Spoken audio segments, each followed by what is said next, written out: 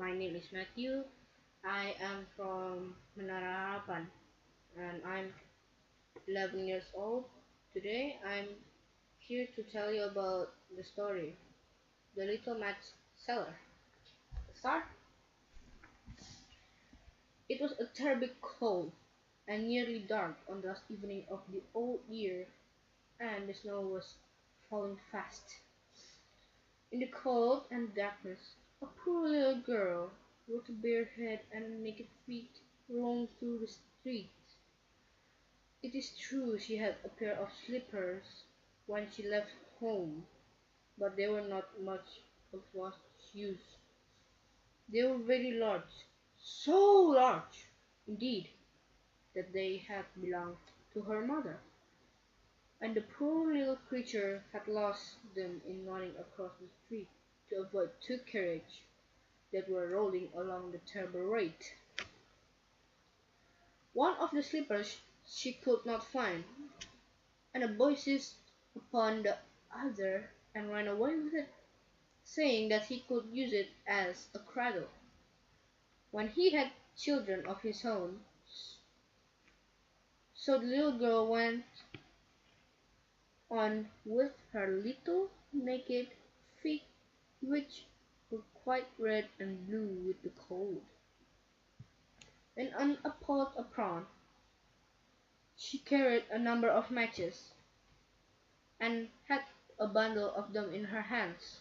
No one had bought anything of her the whole day, nor had any one given her even a penny. Shivering with the cold and hunger, she crept along. Poor little girl, poor little child! She looked at the picture of misery. The snowflakes, fell on her long, fair hair, which hung in curls off her shoulders, but she regarded she regarded them not. Lights were shining from every window, and was a savory smell of roast goose, for it was New Year's Eve. Yes, she remembered that. In a corner between two houses, one of which projected beyond the other, she sank down and huddled herself together. She had drawn her little feet under her, but she could not keep off the cold, and she dared not to go home, for she had sold no matches, and could not take home even a penny of money. Her father would certainly beat her. Besides, it was almost as cold as home here, for they had only the roof to cover them, through the through which the wind howled. Although the largest holes had been stopped up with straw and rags. Her little hands were almost frozen with the cold. Ah! Perhaps, aha! Perhaps a burning match might be some good, if she drew it from a bundle and struck it against the wall, just to warm her fingers. She drew one out. Scratch! How it sputtered as it burned! It gave a warm, bright light like a little candle. As she held her hand over it, it was really wonderful light. It seemed to the little girl she was sitting on a large iron stove with polished brass feet and a brass ornament.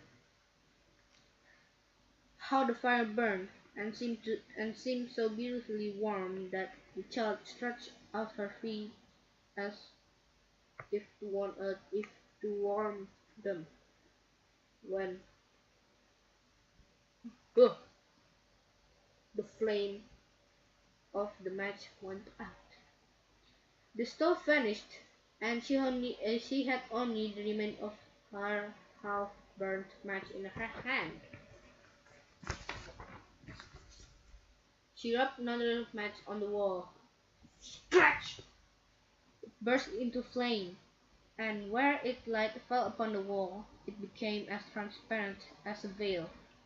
He could see into a room. The table was covered with snowy white tablecloth, on which stood a splendid dinner service, and a steaming roast goose, stuffed with apples and dried plums.